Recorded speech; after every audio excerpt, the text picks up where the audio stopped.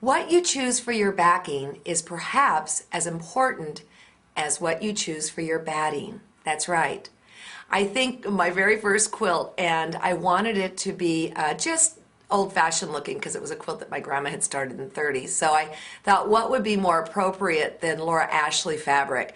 Perhaps that might have been a wise pick, other than I used upholstery back fabric. I mean, it was awful to hand quilt through. Also, I used cotton batting with the seeds still on in it, so that was just a disaster from beginning to end. It's kind of a miracle that I'm a quilter, if you want to get right down to it, because I started with about 20 strikes against me right off the bat. So first of all, do not use upholstery fabric. I think you're probably smarter than that. But another thing that sometimes quilters do is they choose a sheet. Now, quilting fabric is 60 to 66 per square. And what that means is the thread count. So somewhere within that number range is what the fabric is that we're working with when we go to the quilt shop and buy fabric.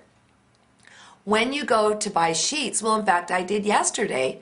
We just redid the guest bedroom. I got Adair stuff all out of it, and it's like really cute. You want to take a look? The closet doors aren't back on yet, but we painted it and we designed it all around a quilt of mine. In fact, this is a quilt in Finish It, so let's take a look at the quilt. It was the inspiration for this room. This particular quilt was made by Elizabeth Scott, and it was designed around my redwork fabric with P&B, which, by the way, there's going to be more coming out this spring.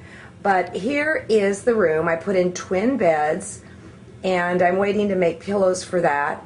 Painted the bottom half of this one wall dark blue to match the fabric, and then we moved in this dresser that was in John's office and made this little corner.